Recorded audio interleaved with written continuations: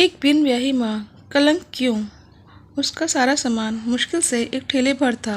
शायद वो सामान उस छोटे से कमरे में भरने के पश्चात भी उस कमरे में एक बड़े संदूक की जगह बची रह जाए।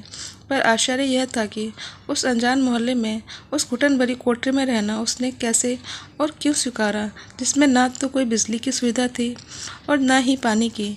अब से पहले भी न जाने कितने लोग उस कमरे को बाहर से ही देखकर छोड़ गए।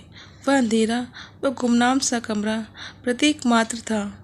वह पतली, छोटे से कद की, सांवली परंतु सुंदर नाक नक्श वाली 22-23 साल की लड़की थी, जिसके साथ गैस का छोटा सा सिलेंडर, गिनकर 8 बर्तन, एक चटाई, झाड़ू, एक सूटकेस जिसमें शायद उसके कपड़े हों, और हाथों में कपड़ों में लिपटी एक अजीब सी चीज। वह लड़की उस चीज को अपने सीने से इस तरह चिपकाए हुए थी मानो अपने सारे सामान से वह उसे अधिक प्रिय हो। एक हाथ से उस चीज को संभाले और दूसरे हाथ से वह अपना थोड़ा सा सामान उठाकर उस छोटी सी कोठरी में ले जा रही थी। सामान रखने में ठेले वाले ने भी उसकी मदद की। आसपास वाले सभी उत्सुकता भरी नजरों से जुड़ गए। वो सब देख रहे थे। चारों तरफ छाए उस सन्नाटे में मात्र यही प्रश्न गूंज रहे थे, ये कौन है? कहाँ से आई है? अकेली है? कैसे रहेगी यहाँ? क्या करती है? इस कमरे का मालिक, जो इस कमरे को कहीं दूर किसी अन्य स्थान पर रहता था, कैसे एक लड़की को उसने अपना कमरा दे दिया? कहीं यह उसकी परिचित तो नहीं? तभी एक आवाज़ उस सन्नाटे को चीरती हुई सभी के कानों में पहुंची। इस आवाज़ को सब सुनकर सभी हतप्रभ रह गए। यह आवाज़ बच्चे के रोने की थी, जो उस अजीब सी कपड़ों में लिपटी चीज़ से आ रही थी, जो वह लड़की अपने एक हाथ में संभाले हुए थी। बच्चा, बच्चा, बच्चा भी है इसके साथ? इसका है? ये तो कुंवारी लगती है। इसकी शादी हो गई क्या? इसका पति भी है? कहाँ है वह? न जाने एक ही क्षण में कितने सवाल चारों ओर गूंजने लगे। मूक दर्शक की भांति खड़े लोगों में अब चेतना आ गई और उत्सुकता भरी चर्चा चारों ओर होने लगी। परंतु वो लड़की चुपचाप उस बच्चे को दुलारती हुई अपने कमरे में चली गई। मोहल्ले में प्रवेश करने से लेकर कमरे में प्रवेश करने तक वह अपने चेहरे को गंभीरता के पीछे बहुत से प्रश्न उस बंद कमरे में दरवाजे के पीछे छोड़ गई। वो दरवाज़ा शाम तक बंद रहा और लोगों की चौपाल उस दरवाजे के बाहर चटपटी चर्चाओं के साथ सजी रही। मोहल्ले के एक भी आदमी या औरत ने उस मोहल्ले के नए सदस्य के दरवाजे पर कोई भी दस्तक न दी। किसी ने भी किसी भी प्रकार की सहायता की कोई पेशकश नहीं की, और करते भी तो क्यों? एक कम उम्र की अकेली लड़की बच्चे के साथ, वो भी बिना पति के। मतलब साफ था, एक बिन ब्याही माँ। दिन भर खिन भिन लांछन लगाते रहे, नई नई कहानियाँ बनती रहीं, सामाजिक मान मर्यादाओं पर भाषण चलते रहे और अंततः उसे चरित्रहीन घोषित करते हुए उसके सामाजिक बहिष्कार की सर्वसम्मति बन जाने से उससे कोई मतलब न रखने का निर्णय लिया गया। शाम को 5 बजे अचानक दरवाज़ा खुला और वो लड़की चुपचाप बच्चे को संभाले मोहल्ले से बाहर चली गई। मोहल्ले के सभी लोगों ने वही पुराना काम पूर्ण दक्षता के साथ किया। उसे घूरते रहे, चर्चाएं चलती रही और उसके लौटने का इंतज़ार बेसब्री के साथ नजरें गड़ाए जारी रहा। लगभग 1 घंटे बाद वे कुछ खाने का सामान और दूध लेकर लौटे।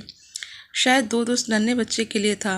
लोग पुनः उसका दरवाज़ा बंद होने तक उसे घूरते रहे और वो अपने बच्चे में लीन अपनी कोठरी में चली गई। अगली सुबह वह पता नहीं कब चली गई। सुबह सुबह उसके कमरे पर ताला लगा था। मैंने बाहर झांक कर देखा तो इक्का दुक्का लोग आए।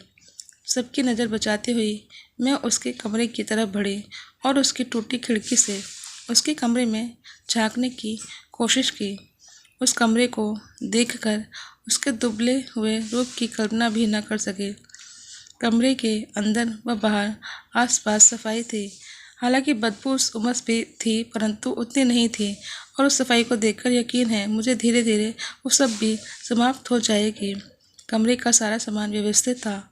उसके कमरे को देखकर मैं वापस अपने घर की सफाई में लग गई और साथ साथ सोच रही थी कि उसने वो उमस भरी रात बिना बिजली के उस बच्चे के साथ उस बंद कमरे में कैसे गुजारी होगी।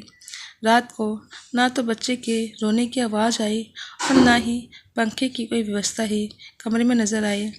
मैं अपने घर की हर एक सुविधा की तुलना उसके कमरे की असुविधा से कर रही थी। मैं कभी पंखा बंद करती, तो कभी लाइट, तो कभी पानी को, और खुद को सुस्ती में रखने की कोशिश करती। वह वाकई बहुत मुश्किल था, बहुत मुश्किल। दोपहर को वो उसी गंभीर मुद्रा में उस बच्चे के साथ कहीं से घर लौट आई और पहले की भांति उस बंद कमरे को मैं बंद। शाम को पहले दिन की ही तरह वो फिर खाने पीने का सामान लेने गई और फिर वैसे ही दूध और कुछ खाने को लेकर लौट आई। 1 महीने तक हम सभी उसका यह रूटीन देखते रहे। उसके घर से सिर्फ उस बच्चे को खिलाने दुलारने की आवाज़ें आती। उन आवाज़ों को सुनकर लगता कि वह और उसका बच्चा एक दूसरे के साथ बहुत खुश थे और उनकी उस छोटी सी दुनिया में किसी और की कोई जगह नहीं थी।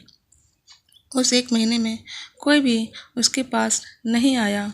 मैं आश्चर्यचकित थी, कोई कैसे उसकी सुध लेने नहीं आया। अकेली लड़की को ऐसे कैसे उसके परिवार ने छोड़ दिया।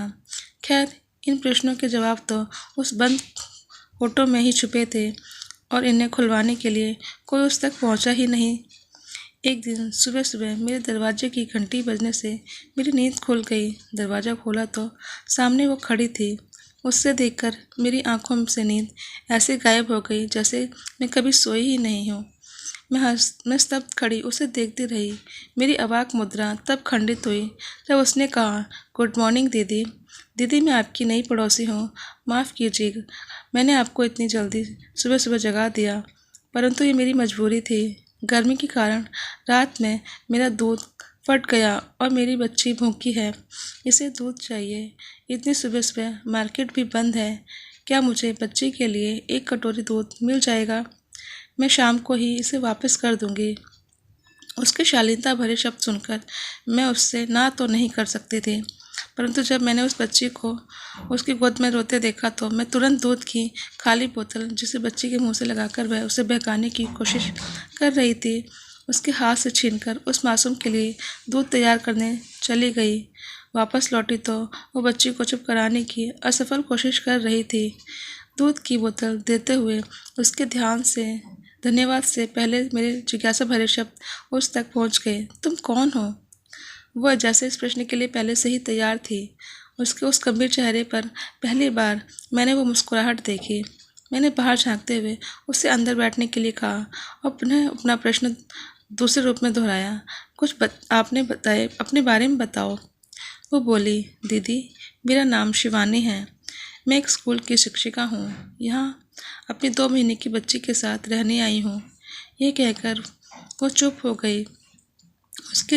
उसके सुबह जाकर दोपहर को आने की बात तो समझ में आ रही थी, परंतु मुझे उसकी उत्सुकता उसकी बच्ची को लेकर थी, जो दूध पीती हुई इतनी प्यारी लग रही थी कि मेरा मन कर रहा था कि उसे शिवानी से छीन लूं, परंतु मन में स्थित उन्हीं बातों ने मुझे रोक लिया जिसकी वजह से मोहल्ले वालों ने शिवानी का बहिष्कार किया था। पता नहीं किसका पाप है। मैं जल्द से जल्द उसे अपने घर से भगाना चाहती थी, लेकिन उसके बारे में और अधिक जानना भी चाहती थी। दुविधा भरी स्थिति से जूझते हुए मैंने उसके विषय में जानने का निर्णय लिया और तिरस्कृत वाणी में पूछा, तुम्हारी उम्र तो 22-23 साल के आसपास लगती है और इतनी कम उम्र में तुम 2 महीने की बच्ची के साथ अकेली यहाँ रहती हो, ऐसा क्यों? मेरी बात सुनकर वो हंसने लगी और फिर धीरे धीरे बोली, हमारे समाज की सोच का दायरा कितना सीमित है ना दीदी। जहाँ एक लड़की और बच्चा बिना किसी पुरुष के देखा, वो सोच बस एक ही दिशा में सीमित हो जाती है। दीदी, ये एक कुंठित समाज है जो मर्यादाओं, नियमों, कायदों, कानूनों का झूठा आवरण ओढ़े है, वो आवरण जो मात्र औरत की ओढ़नी है।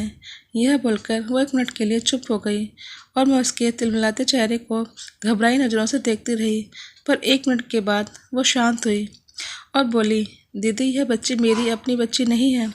हमारे गांव की रिश्तेदार में एक दुर्घटना में इस बच्ची के परिवारजनों की मृत्यु हो गई थी। कोई अन्य सहारा न होने के कारण मेरा परिवार इसे अपने घर ले आया। मैं हमेशा से चाहती थी कि मैं एक बच्ची गोद लूँ जिसकी सारी जिम्मेदारी मैं उठाऊँ, जिसे मैं एक परिवार दूँ, माँ बाप का प्यार दूँ, जिसका भला मैं कर सकूँ। न जाने कितने बच्चे विभिन्न प्रकार की दुर्घटनाओं में अनाथ हो जाते हैं। उनमें से कुछ का बचपन सड़कों पर और कुछ का अनाथालयों में बीतता है।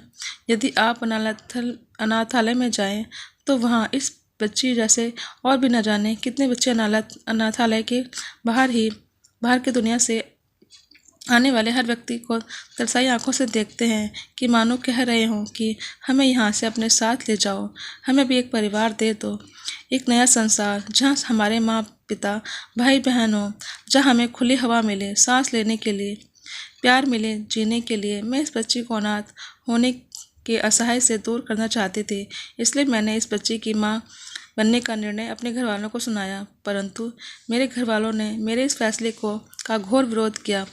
उनके अनुसार इसके साथ मुझे समाज नहीं स्वीकार करेगा, कहीं मेरी शादी कहीं नहीं होगी। लड़का होता तो शायद लोगों को स्वीकार्य भी होता, परंतु लड़की के साथ कौन मुझे अपनाएगा। मुझ पर विभिन्न प्रकार के लांछन लगाए जाएंगे, इसलिए मुझे यह ख्याल छोड़ देना चाहिए। लेकिन मैं अपने फैसले पर दृढ़ रही। लड़के को तो कोई भी गोद लेने को तैयार हो जाता है, परंतु क्या इन बच्चियों को माँ बाप के प्यार नहीं चाहिए होता? क्या इन्हें अच्छी शिक्षा लेने का हक नहीं है? मैं इस बच्ची को वो सब देना चाहती थी जो एक सामान्य परिवार में दिया जाता है। मैं इसे इसका सम्मान दिलवाना चाहती हूँ। मेरा यह संकल्प मेरे परिवार को रास नहीं आया और उन्होंने मुझे अपने परिवार का हिस्सा न रहने दिया। इसी कारण मैं अकेली माँ अपनी बच्ची के साथ अपने इस छोटे से घर में रहती हूँ। पता नहीं लोग क्यों ये नहीं सोचते कि यदि हर परिवार एक बच्चे को मेरी तरह गोद ले ले तो कोई भी अनाथ बच्चा चोर डाकू नहीं बल्कि एक आदर्श नागरिक बन जाएगा। अच्छा दीदी, अब मेरे स्कूल का समय हो रहा है, मैं चलती हूँ, कहकर वो चली गई। मैं सन्न खड़ी उसके चंद शब्दों की विशाल गहराई में डूबी रह गई। आपको ये कहानी कैसी लगी कमेंट बॉक्स में कमेंट करके ज़रूर बताएं और ऐसे दिल छू लेने वाली कहानी के लिए मेरे चैनल को सब्सक्राइब करें। धन्यवाद।